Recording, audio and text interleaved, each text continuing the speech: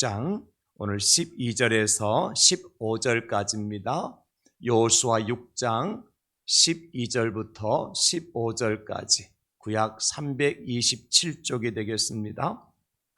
여호수아서 6장 12절에서 15절까지 하나님 말씀을 찾으셨으면 우리 함께 말씀을 받도록 하겠습니다. 다 같이 또 여호수아가 아침에 일찍이 일어나니 제사장들이 여호와의 궤를 메고 제사장 7은 양각 나팔 7을 잡고 여호와의 궤 앞에서 계속 행진하며 나팔을 불고 무장한 자들은 그 앞에 행진하며 후군은 여호와의 궤 뒤를 따르고 제사장들은 나팔을 불며 행진하니라. 그 둘째 날에도 그 성을 한 번 돌고 진영으로 돌아오니라. 엿새 동안을 이같이 행하니라. 일곱째 날 새벽에 그들이 일찍이 일어나서 전과 같은 방식으로 그 성을 7번 도니 그 성을 7번 돌기는 그날 뿐이었더라. 아멘. 새벽에 일어나 성을 돌아왔습니다. 이런 제목으로 함께 말씀의 은혜를 나누려고 합니다. 지난번에 소개시켜드렸던 손흥민 선수 아버지 손정웅 씨가 쓴 책이 모든 것은 기본에서 시작한다라고 하는 책이 있습니다. 여러분 꼭 필독서로 읽어보셨으면 좋겠어요. 우리 젊은이들 특별히 모든 것은 기본에서 시작한다. 손정웅 씨, 손흥민 선수의 아버지가 쓴 책인데 그 책의 235페이지에 보면 이런 글이 나옵니다. 호랑이가 장난감 수준인 토끼를 사냥한다 하더라도 숨통을 끊을 때까지 장난은 없습니다. 제가 이 한 구절 읽고 참 많은 감동을 받았습니다. 호랑이는 모든 동물의 왕과 같은 맹수지 않습니까?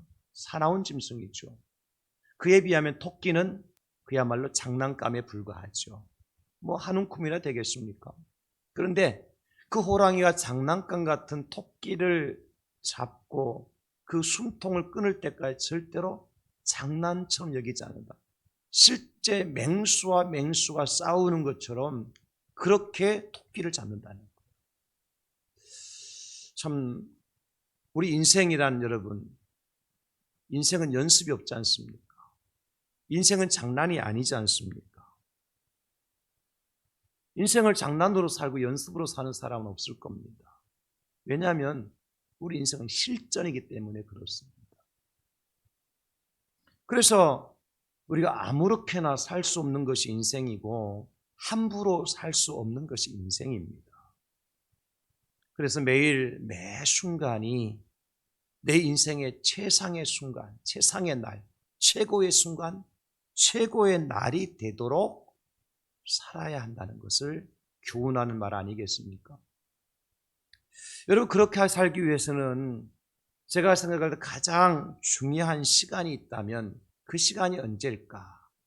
눈을 뜨고 하루를 시작하는 새벽이라고 저는 생각합니다. 이 새벽은 아무나 그냥 지나쳐가는 시간이기 때문에 누구나 허비할 수 있고 그냥 연습 삼아서 장난처럼 지나쳐버리는 시간이 될 수 있는 것이 새벽 시간이에요. 그래서 인생이 연습이 아니고 장난이 아니라면 내 인생에 하루를 시작하는 첫 단추를 구멍에 단추를 잘 끼워야 하루를 마감하는 마지막 단추 구멍에 내 손이 들어가서 단추를 꿰을 수 있는 것처럼 이 새벽 시간이라는 것이 하루 일과를 시작하는 첫 단추를 깨는 것이 얼마나 중요한가. 물론 축구 경기처럼 말이죠. 전후반이 있는 경기 속에서 전반전에 지다가도 후반전에 역전시키는 케이스도 없잖아. 있습니다만은 그게 쉬운 게 아니잖아요. 경기도 전반 시작하자마자 5분 안에 골을 넣고 상대를 압박하며 공격을 해야 그 상대를 이기고 승리할 수가 있지 않습니까? 우리 인생이 그런 거예요. 2022년도를 시작하고 벌써 오늘이 1월달 마지막 주일입니다. 여러분 한 주간 남았네요.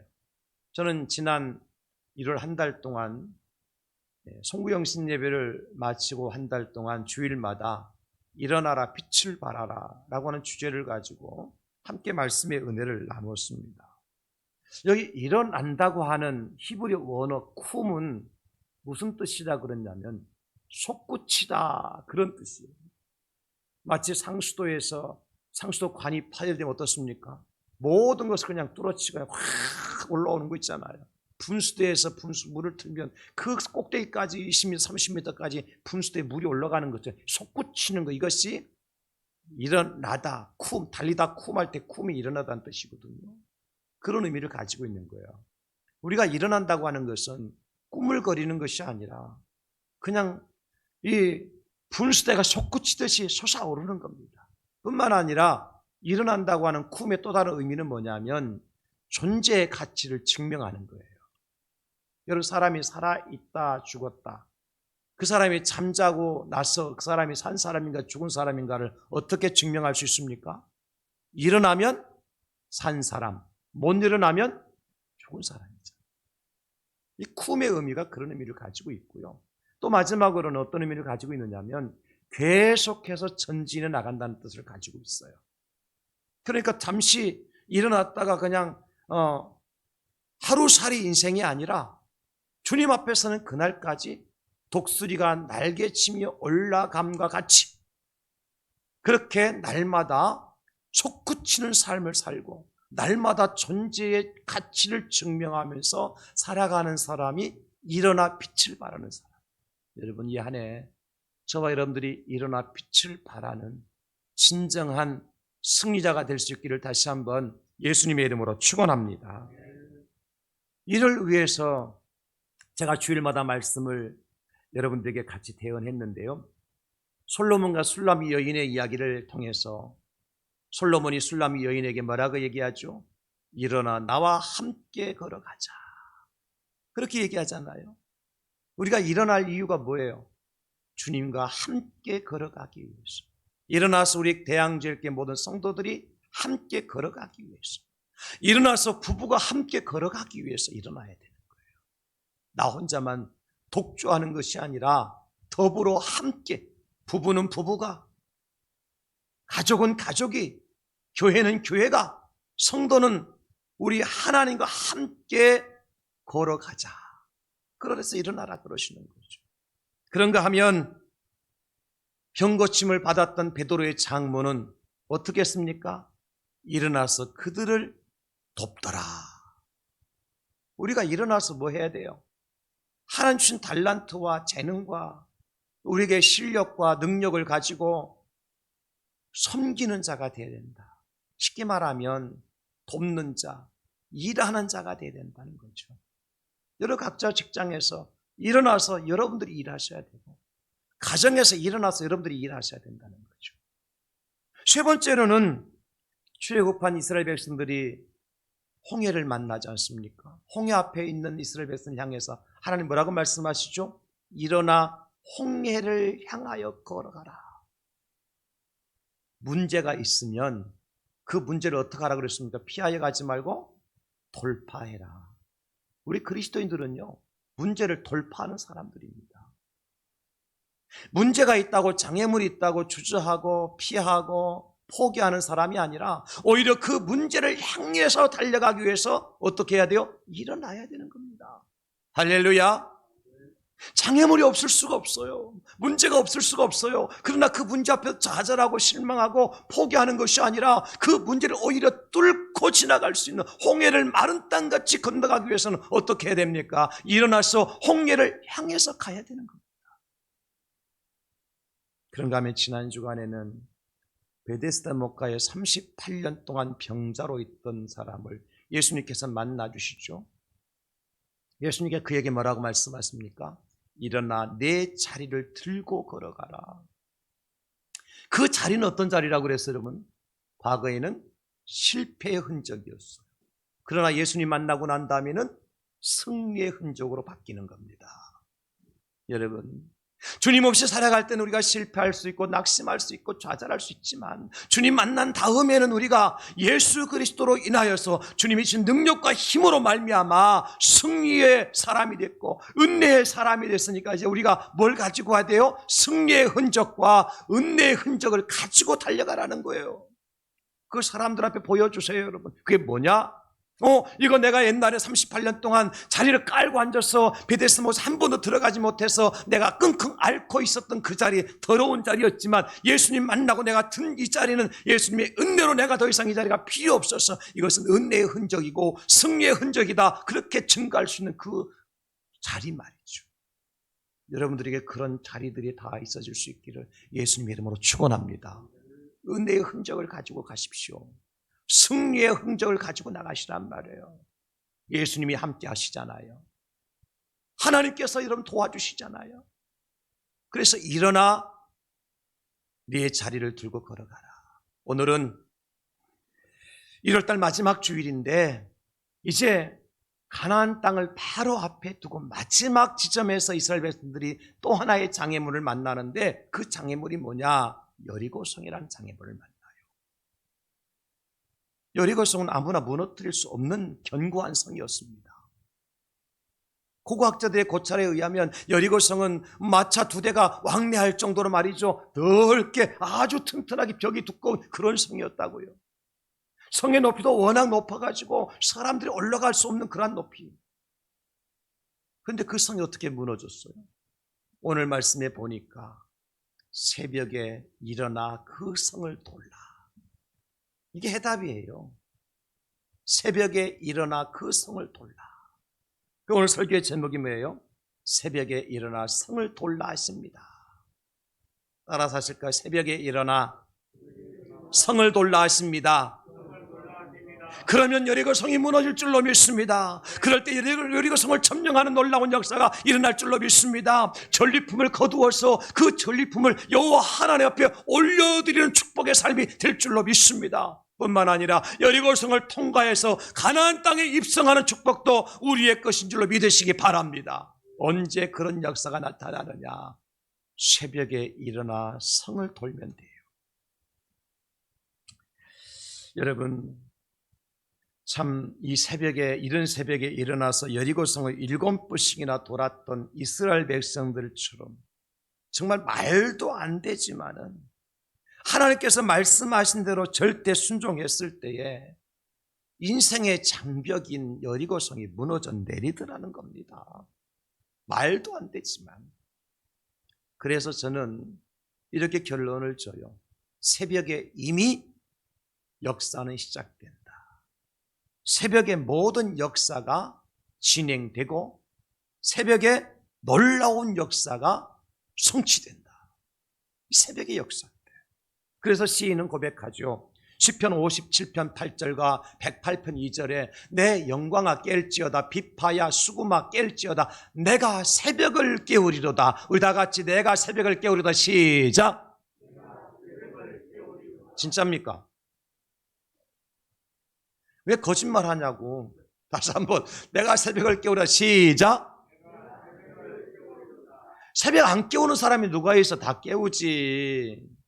그죠? 네, 여러분 새벽을 깨우십시오. 안 깨우면 죽은 사람이니까.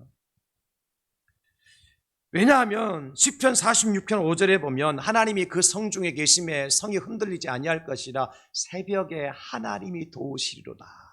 다 같이 새벽에 하나님 도우시리로다. 시작. 새벽에 하나님이 도우시리로다. 아멘. 새벽에 하나님께 우리를 도와주실 줄로 믿습니다. 새벽에 하나님께 여러분 가정을 도와주실 줄로 믿습니다. 새벽에 하나님께 우리 교회를 도와주실 줄로 믿습니다. 새벽에 하나님께 이 나라 이 민족을 도와주실 줄로 믿습니다. 새벽에 도우시리로다. 그 새벽이 중요한 거예요. 그 성경에 보니까요, 홍해가 언제 갈라졌어요? 새벽에 갈라졌어요. 예수님 언제 부활하셨어요? 새벽에 부활하셨어요. 여리고성 언제 무너졌어요? 새벽에 무너졌어요. 이 새벽의 역사. 그렇다면 오늘 새벽에 이스라엘 백성들이 일어나서 어떻게 했기에 여리고성이 무너진 놀라운 기적을 체험했었느냐, 오늘 본문에서 3가지만 간단하게 살펴보면, 첫째는 제사장들이 새벽에 일어나 여호와의 궤를 메고 돌았습니다. 제사장들이 새벽에 일어나서 그냥 빈몸으로 돈 것이 아니라 여호와의 궤를 메고 돌았다는 거예요. 오늘 12절 또 여호수아가 아침에 일찍 일어나니 제사장들이 여호와의 궤를 메고, 그렇게 말씀하고 있잖아요. 새벽형 인간 뭐 이런 책도 있잖아요. 그 책의 주제가 뭐예요? 새벽에 일찍이 일어나서 활동하는 사람이 성공할 확률이 높다. 성공한 사람들을 대개 살펴보니까 새벽형의 사람들이더라. 우리 속담에 아침에 일찍 나르는 새가 먹이를 잡는다 그러잖아요. 그런 말 처음 들어봤어요? 공부 좀 하세요 좀. 아침에 일찍 일어나 나르는 새가 먹이를 잡는다. 무슨 얘기예요? 새벽같이 부지런한 사람이 성공할 확률이 높다. 그러나 여러분, 전 단순히 새벽에 일어나는 것만을 성공의 조건이라고 말하는 것에 한편으로는 동의하지만 한편 동의하지 않습니다.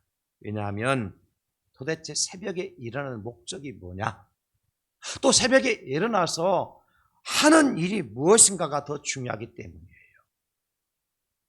제가 말씀을 드렸지만 우리 북구 지역의 목사님들이요, 참 귀한 목사님들이 많습니다. 그래서 한 달에 한 번 가나안 수양관에 산상 기도회를 가는데 한 달에 한 번씩 원래처럼 산상 기도회를 합니다. 몇 시에 하냐면 새벽 산상 기도회를 아침 7시 반부터 시작을 합니다. 그러니까 저는 교회에서 새벽 기도회를 인도하고 이제 가나안 수양관 올라가서 7시 반부터 약 한 2시간 내지 2시간 반 정도, 길 때는 한 3시간 정도 기도를 같이 산에서 합심해서 기도하는 거예요. 개인 기도가 아니라.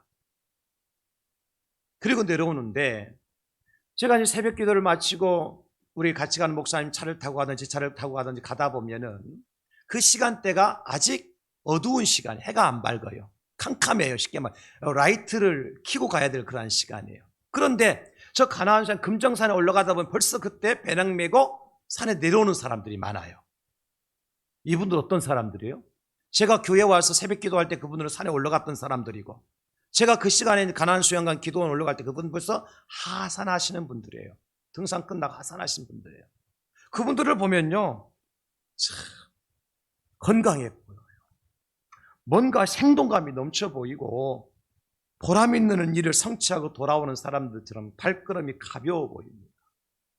여러분, 그렇다고 그분들이 다 장수할까요? 그분들이 다 생활에서 승리하고 성공적인 삶을 살아갈까요? 그렇지 않은 사람도 있다는 거예요. 성경에 보니까 디모데전서 4장 8절에 보면 무슨 말씀하는 거냐? 육체의 연단은 약간의 유익은 있으나 경건은 범사에 유익하니 금생과 내생에 약속이 있느니라. 그렇게 말씀하세요. 개정되기 전에 성경에서는 육체 연습은 그렇게 했어요. 트레이닝, 훈련. 육체의 훈련, 육체의 연습은 약간 유익이 있어요. 건강에 유익이 있죠. 그러나 더 큰 유익은 어디에 있다고요? 경건에 있다.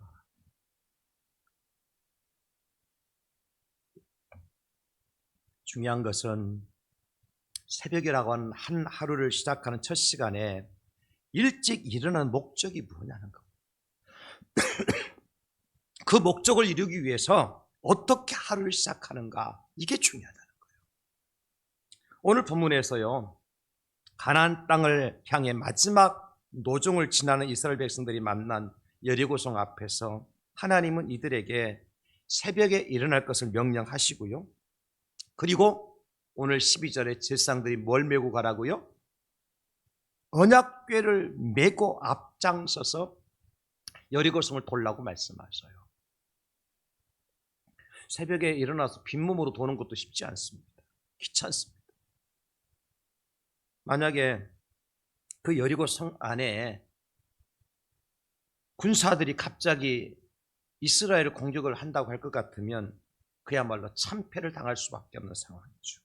왜냐하면 언약궤는 그냥 배낭 속에 그냥 그렇게 짐 꾸려갖고 집어 넣어가지고 배낭 메고 그냥 가는 것이 아니잖아요. 언약궤는 상자 모양으로 네모 상자 모양 돼 있는데 그 안에 십계명 돌판과 이제 아론의 쌍난 지팡이와 이것들이 들어 있잖아요. 그래서 그 제사장들이 그 상자, 네모난 상자 위에 고리가 달려 있는데 그 고리에 채를 꿰어가지고 채를 꿰어가지고 전방, 후방, 좌우에, 그래서 제사장들이 그것을 어깨에 메고 가는 거예요. 이게 언약궤예요. 그냥 배낭처럼 짐 뿌려가지고 짊어지고 가는 게 아니라니까요.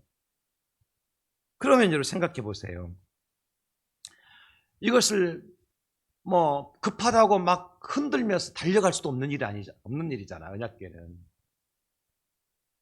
그리고 내가 힘쓰다고 내가 먼저 앞장설 수도 없는 일이고, 제사장들이 호흡을 맞춰서 하나 둘 속으로 세가면서, 그죠? 그래가지고 그 여리고성을 돌아야 되는 거예요.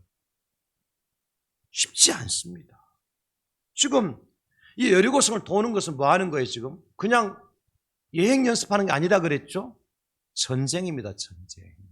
영적 전쟁이라고요. 지금 그런 상황 속에서 성 안에 여리고 군대가 지키고 있고 언제든지 공격할 태세를 준비하고 있는데 언약궤 메고서 그 성을 돈다는 것은 얼마나 미련한 일이에요. 그럼에도 불구하고 하나님 뭐라고 말씀하세요? 언약궤 메고 돌으라는 거예요. 그냥 돌지 말고. 왜 이렇게 주문하셨을까? 이 언약궤는 무엇을 상징하느냐 하면 하나님의 임재, 하나님의 말씀을 상징하는 거예요. 그 새벽에 제사장들이 언약궤를 메고 여리고성을 돈다는 것은 새벽에 누구 앞에 자기 몸을 보이는 거요? 하나님의 임재 앞에 자기 몸을 보여드리는 거예요. 그리고 그 언약궤를 메고 행진한다고 하는 것은 하나님께 경배하는 삶의 모습을 보이면서 진행하는 거예요. 내가 하나님 앞에 예배, 경배 드리는 삶의 모습을 재현하는 것이 언약궤를 어깨에 메고 여리고성을 도는 거예요. 그러면 여러분, 새벽에 일어나 성을 도는 제사장들이 언약궤를 메고 돈다고 하는 말은 먼저 하나님 앞에 나를 보여드리는 거예요. 하나님의 임재 앞에 나를 보여드리고 하나님께 경배를 드리고 하나님의 약속의 말씀을 붙들고 이 세상 속에서 말씀 따라 순종하는 삶을 살아가는 사람이 새벽에 일어나 언약궤를 메고 성을 도는 사람입니다. 여러분, 예수 믿는 사람은요, 언제나 하나님의 말씀 붙들고 사는 사람, 언제나 하나님 앞에 예배자로서 삶을 살아야 돼요. 주일날 11시 20분 대양제일교회 예배, 이 시간만 예배드리는 시간이 아니라 우리의 삶 전부가 예배가 되어야 된다는 거예요. 학생들이 학교에 가면 예배자의 모습으로 가야 되고, 직장인이 직장에 가서는 예배자의 모습으로 가야 되고, 사업하는 사업장에 갈 때 예배자의 모습으로 가야 되고, 가정주부가 가정을 살림할 때도 예배자의 모습으로 살림을 하는 것이 언약궤를 메고 새벽에 그 성을 도는 제사장의 삶을 사는 거예요. 우리는 어때요? 11시 20분 예배 땅 드리고 교회 문을 나서는 순간부터 이제는 자유다. 예배 끝. 내 자유 시작. 대개 우리가 그렇게 살잖아요. 그건 진정한 새벽에 일어나 언약궤를 메고 도는 제사장의 모습이 아니에요. 우리의 삶 전체가 뭐가 되어야 된다고요? 예배자로서의 삶을 살아야 된다. 언제나 하나님 앞에서, 하나님의 임재 앞에서 코람데오의 삶을 살아가는 사람이 진정한 예배자의 삶이고, 새벽에 일어나 언약궤를 메고 성을 도는 제사장의 삶이다. 유기성 목사님이 하나님의 인도하심을 구하라라고 하는 책에서 이런 말씀을 하셨어요. 그 일이 내게 쉬운지 어려운지 혹은 손해인지 이익인지를 계산하지 않고 주님의 뜻일 거라는 마음이 조금이라도 든다면 무조건 순종해 보는 것입니다. 이런 삶을 사는 사람이 정말 중요한 순간에 하나님의 인도하심을 받을 수 있습니다. 여러분, 우리의 삶은 매 순간 무엇을 통해서 이루어져요? 선택과 결정을 통해서 이루어져요. 그렇죠? 아침에 출근하실 때 남자들은 어떤 넥타이를 맬까?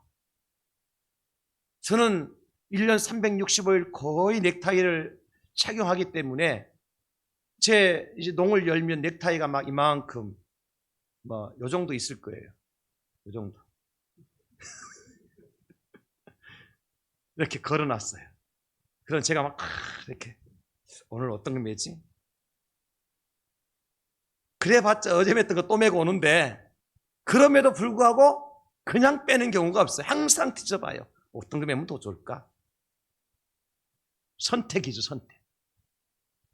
그래서 현관문 나올 때 구두를 신을 때 오른쪽 먼저 신을까 왼쪽 먼저 신을까? 여러분 고민 안 하고 신죠? 저는 고민하고 신습니다. 여러분 다 습관화 됐기 때문에 고민할 것도 없이 그냥 다 되는 거지만 그런 선택 때문에 무의식 중이지만도 선택 때문에 오른쪽을 먼저 신는 사람이 있고 왼쪽을 먼저 신는 사람이 있어요. 여러분 그렇죠? 그래서 우리가 가정주부가 설거지를 할 때 숟가락을 먼저 씻을까? 젓가락을 먼저 씻을까? 접시를 먼저 씻을까? 사발을 먼저 씻을까? 고민해야 하네요. 고무장갑을 낄 때 왼쪽 먼저 낄까? 오른쪽을 낄까? 거의 고민 안 하고 하지만 선택과 결정을 통해서 하루의 라이프 스타일, 하루의 라이프 스토리가 이루어진다는 거예요. 그죠? 그런데 그때 결정의 기준이 뭐냐는 거예요. 중요한 것은 결정의 기준이 뭐냐는 거예요. 오늘 유기성 목사님 말씀하신 결정의 기준이 뭐냐는 거예요. 매 순간 결정할 때 이것이 주님의 뜻일 것이라고는 조그만 마음과 생각이 든다면 그것이 어떻게 무엇이 기준이 된 거예요? 하나님의 말씀이 기준이 된 거죠. 그래서 새벽에 일어나 언약궤를 메고 성을 도는 것이 그래서 중요한 겁니다. 그 대개 우리는 하나님 말씀이 기준이 아니라 내 감정이 기준이 되죠. 감정이. 기분 좋으면 기분 좋은 대로, 기분 나쁘면 기분 나쁜 대로, 슬프면 슬픈 대로, 기쁘면 기쁜 대로. 그죠? 내 감정이 선택의 기준이 될 때가 많아요. 그러고 나면 그 결과는 어떻게 될까요? 대개 후회할 일이 생기고 대개 더 그 문제가 꼬여져 가는 것을 볼 수가 있어요.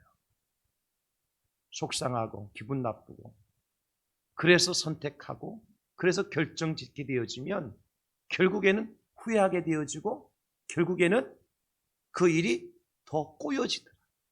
그런데 하나님의 말씀, 하나님 뜻이라면 주님께서는 이 순간 어떤 것을 기뻐하실까? 하나님 어떻게 말씀하고 계시나? 그것의 기준이 돼서 판단하고 선택하고 결정하면 실수가 없고 실수 있더라도 하나님께서 그것을 마무리해 주시더라. 할렐루야. 그래서 지상들이 새벽에 일어나 성을 돌 때 그냥 빈몸으로 돌지 않고 하나님의 말씀을 들고 하나님의 면전, 하나님의 임재 앞에서 예배자의 삶을 재현하며 여리고성을 돌았다. 불편하죠. 귀찮죠. 생명의 위험을 받을 수 있는 일이에요. 그러나 새벽에 일어나서 먼저 하나님 앞에 내 몸을 보여드리고 하나님 말씀 듣고 말씀 앞세우고 시작하라는 거예요. 저는 참 감사한 일 중에 하나가 뭐냐면 제가 만약에 목사가 아니었더라면 새벽 제단을 하루도 빠짐없이 쌓을 수 있을까? 여러분 어떻게 생각하세요? 저는 새벽 제단을 쌓을 수 있는 아주 영적인 사람으로 보이지 않습니까? 그런 사람에게 복이 있을지어다. 실제는 그렇지 않아요. 왜냐하면 제 삶의 스타일이요. 밤 12시 이전은 잠을 자는 스타일이 아니에요. 12시까지는 뭘 하든지 해요. 꼬무락거리든지 한류서 멍청하게 그냥 눈 뜨고 그냥 천정이나 쳐다보고 있든지. 그리고 나서 잠자려고 하는데 잠이 바로 안 들잖아요. 1시도 잠잘 때 있고 1시 반 잠잘 때 있고 늦으면 2시 반까지 잠 못 잘 때도 있어요. 기와집도 짓고 초가집도 짓고 이 성도 저런 성도들 지금 있는 상태 생각하면서 기도 아닌 기도도 되어지고 그러다가 잠들고 새벽 4시 되면 자명종이 따르릉 울리면 이제 핸드폰에 울리면 벌떡 일어나서 세수하고 머리 빗고 스프레이 뿌리고 저 새벽에도 스프레이 뿌리고 옵니다. 그리고 예배당 나오거든요. 왜냐하면 목사니까 그런 거요. 내가 영적인 사람이 아니라 목사라서 어쩔 수 없이 여러분, 그래서 설 명절 때 새벽 3일 쉬는 데서는 새벽기도 안 할 겁니다. 하긴 하겠죠. 자기 일어나서 하겠죠. 교회 안 간다 그 말이에요. 습관되기 때문에 일어나요. 그래서 뭐 5분, 10분이든 30분이든 기도해요. 어디 가든지 가르쳐는. 그 옥사기 때문에 새벽에 와서 설교하는데요. 그런데 또 더 감사한 건 뭐냐면요. 새벽에 제가 설교하잖아요. 그러면 그 설교를 가장 먼저 듣고 깨닫고 회개하고 은혜 받는 사람이 누구냐? 장 목사예요. 왜 그런 줄 아세요? 장 목사가 서서 설교하면 가장 먼저 듣는 사람이 누굴까요? 여러분 앞에 있는 분, 여러분 같죠? 천만의 만만의 말씀. 말하는 사람의 소리가 가장 가까운 키가 누구한테 달려 있어요? 나한테 달려 있잖아요. 소리는 귀에 들어오게끔 되어 있잖아요. 그러니까 내가 먼저 듣고요. 내가 먼저 깨닫고요. 내가 먼저 은혜 받고요. 그래서 개인 기도할 때 제자리에 앉아서는 내가 먼저 회개하고 내가 먼저 결단하고 그래서 어떻게 해요? 가능하면 내가 실수를 줄여가는 삶을 살게 훈련을 받는 거고 그리고 하나님의 뜻을 이루어드리는 선한 도구가 되도록 하나님의 말씀 붙들고 사는 이게 은혜예요. 저한테는요. 제가 만약에 여러분들처럼 장로님이 됐고 권사님 됐더라면 그런 은혜 못 누려요. 누굴 보면 알 수 있어요? 여러분 보면 알 수 있는 거잖아요. 응? 여러분 보면 알 수 있잖아요. 새벽을 깨워서 기도해야 안 해요 도대체. 지난주 내가 워밍업 하자고 일주일 동안 한번 해보자 그랬는데 한 사람도 안 보여. 어째 그렇게 정확하냐. 저는 제가 실수해서 한 사람 나올 줄 알았어요. 실수해서. 실수도 안 해 우리 교인들은. 완벽해 아주 그냥. 이거 저 방송 나가는데 큰일 났네. 이거 삭제하고 보내주세요. 편집해서. 여러분, 인생의 굴곡진 삶을 살아서 승리했던 다윗은 이렇게 고백합니다. 시편 119편 147편과 8절에 보면 내가 날이 밝기 전에 부르짖으며 주의 말씀을 바라사오며 주의 말씀을 조용히 읊조리려고 내가 새벽녘에 눈을 떴나이다. 다윗이 인생의 굴곡진 삶 속에 어떻게 승리했을까? 새벽에 언약궤를 메고 성을 돌았더라. 그때 여리고성이 무너집니다. 시편 63편 6절로 7절입니다. 내가 나의 침상에서 주를 기억하며 새벽에 주의 말씀을 작은 소리로 읊조릴 때에 하오리니 주는 나의 도움이 되셨습니다. 내가 주의 날개 그늘에서 즐겁게 부르리이다. 시편 119편 165절 우리 하나님 말씀 함께 읽겠습니다. 시작. 주의 법을 사랑하는 자에게는 큰 평안이 있으니 그들에게 장애물이 없으리이다. 아멘. 언약궤를 메고 새벽에 성을 도는 자에게는 뭐가 없어요? 장애물이 없고 뭐가 있어요? 큰 평안이 있고. 꼭 교회 나와서 새벽을 깨워 기도하라는 말씀 아닙니다. 여러분이 계신 곳에서 자리에서 꼭 눈을 뜨시거들랑은 하나님의 언약궤를 먼저 메십시오. 하나님 말씀에 먼저 눈을 감고 하나님 말씀을 먼저 새기고 여러분들이 하나님께 먼저 예배하고 경배하고 하루 시작하라는 거예요. 그럴 때 여리고성이 무너집니다. 두 번째로는 제사장들이 새벽에 일어나 나팔을 불며 돌았어요. 뭘 불며 돌았습니까? 나팔을 불며 돌으라.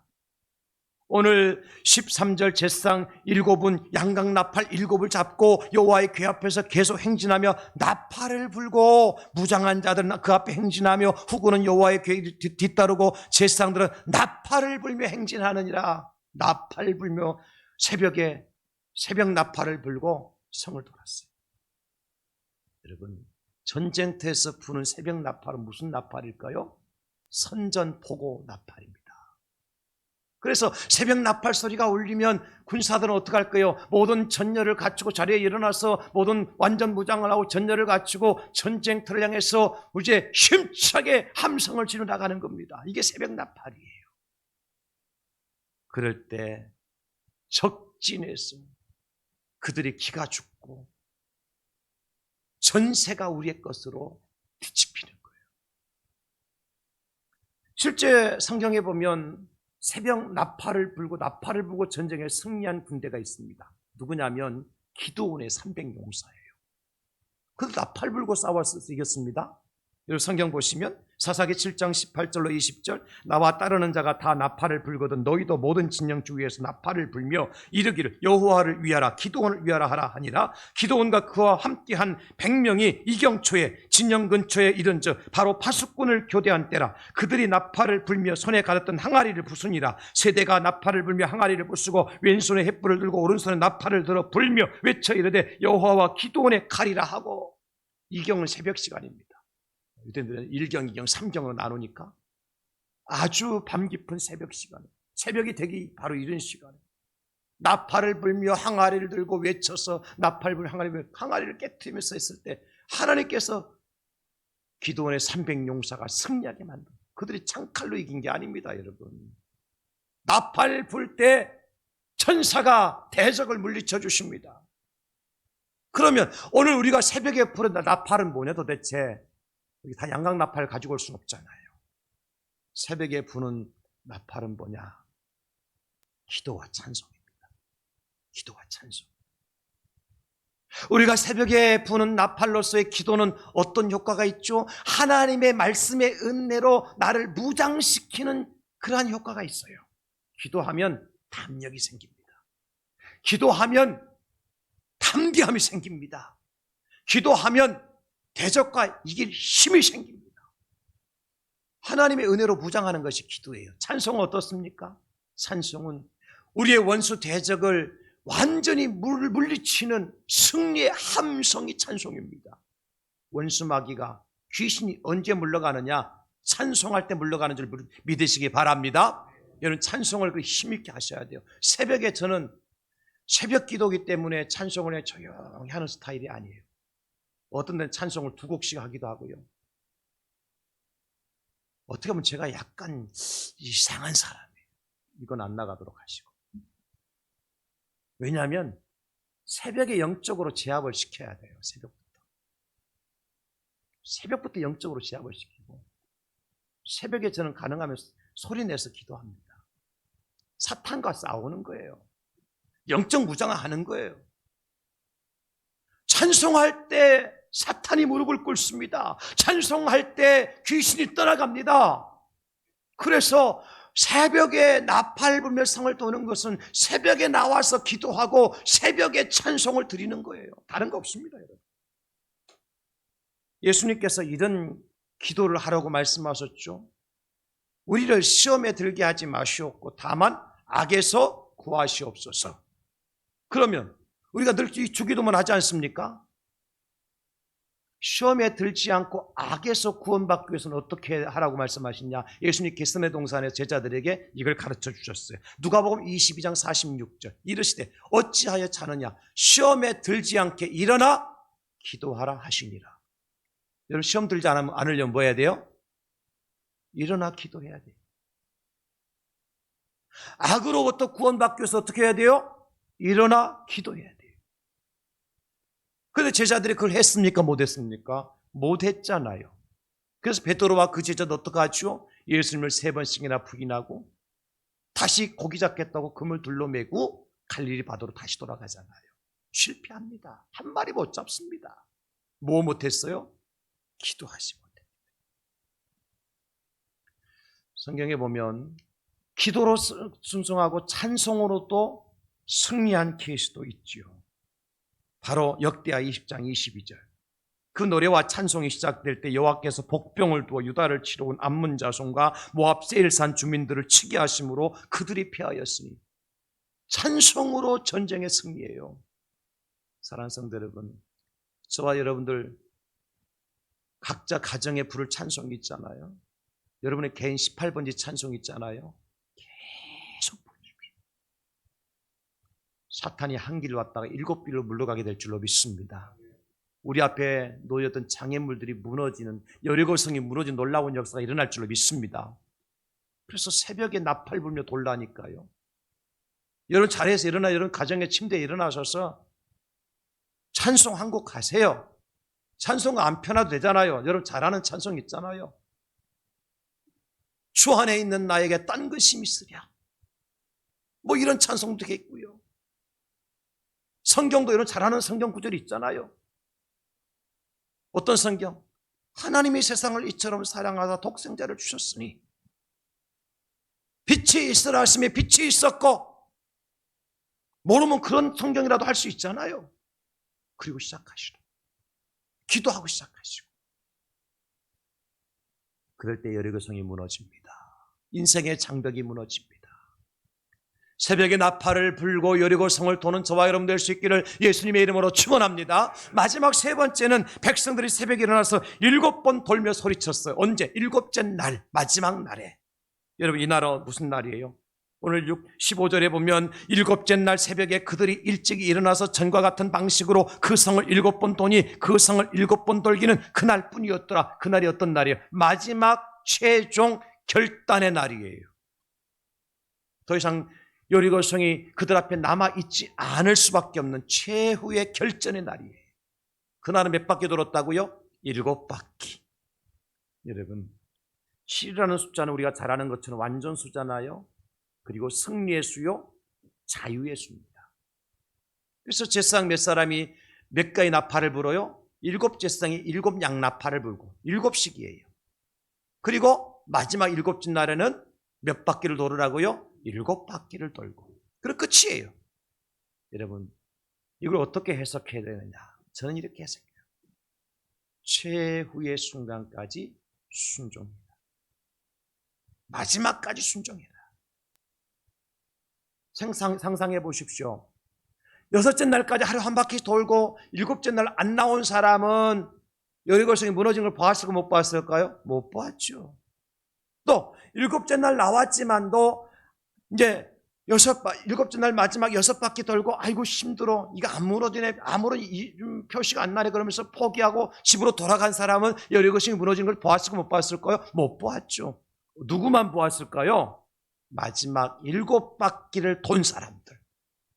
7바퀴 돌아야 돼요. 몇 바퀴 돌아야 돼요? 7바퀴를 돌아야 돼요. 언제까지? 최후의 순간까지. 순종은 언제까지 하는 거예요? 최후의 순간까지 순종하는 거예요. 오늘 하고 내일 안 하는 게 아닙니다, 여러분. 제가 여러분들의 새해 소원 기도 제목을 놓고 매일 같이 기도하고 이제 1월 달까지가 마무리하고 2월 달부터는 매일 못 할 거예요. 1월 달은 매일 했으니까. 여러분, 철자 틀린 거 다 제가 고쳐가면서, 띄어쓰기 틀린 거 다 고쳐가면서, 말 안 되는 거 말 되게 만들어가면서 제가 다 기도했어요. 급하게 적느냐고 막 말이 안 된 분들도 있고 막 철자도 틀린 분도 계시고 막. 그런데 제가 그거 다 고쳐가면서 한 달 동안 해서 하나님께서 많은 응답을 주셨어요. 그런데 여러분, 제가 끝나버리면 되겠습니까? 1년은 우리가 또 채워야 되는데 여러분은 어떻게 하시겠어요? 하나님 응답하실 때까지 돌아야 돼요. 말씀에 순종하라는 거예요. 말씀에 순종. 그래서 로마서 2장 13절 보면 하나님 앞에서는 율법을 듣는 자가 의인이 아니요 오직 율법을 행하는 자라야 의롭다 하심을 얻는다. 야고보서 1장 22절에 너희는 말씀을 행하는 자가 되고 듣기만 하여 자신을 속이는 자가 되지 말아라. 말씀을 듣고 행하지 않는 자는 자기를 속이는 자라고 그랬죠. 야고보서 1장 25절 자유롭게 하는 온전한 율법을 들여다보고 있는 자는 듣고 잊어버리는 자가 아니요 실천하는 자니 이 사람은 그 행하는 일에 복을 받으리라. 끝까지 말씀에 순종하는 사람, 그 사람이 복받는다.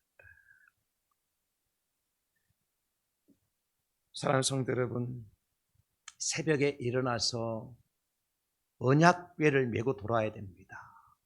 새벽에 일어나서 나팔을 불며 돌아야 되고 새벽에 일어나서 마지막 7바퀴를 돌아야 돼요. 그럼 어떤 역사가 나타나죠? 여리고성이 무너지고 그 성을 점령할 수 있고 그 성에서 나오는 전리품을 가지고 하나님 앞에 모든 걸 드릴 수 있고, 그리고 라합과 약속한 약속도 지키고 기생 라합 있죠. 그리고 가장 중요한 건 뭐예요? 약속의 땅 가나안 땅에 들어갈 수가 있는 거예요. 누가 그런 은혜와 축복을 받아요? 언약궤를 메고 돈 사람, 새벽에 나팔을 불고 돈 사람, 새벽부터 마지막 7바퀴까지 돈 사람. 요한계시록 1장 3절 말씀 읽고 마치겠습니다.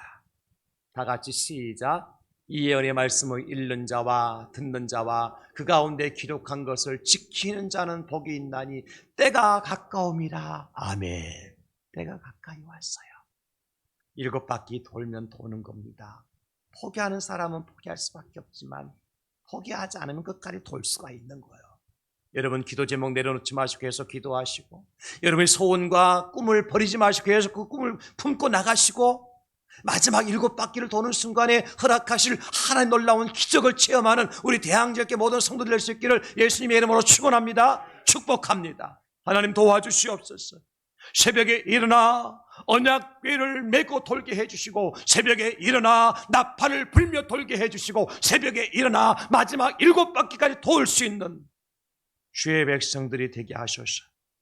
여리고 성이 무너지고 그 성을 점령하고 전리품을 하나님께 예물로 올려드리며 아버지 하나님 가나안 땅에 입성하는 주의 백성들 다 되게 하여 주시옵소서.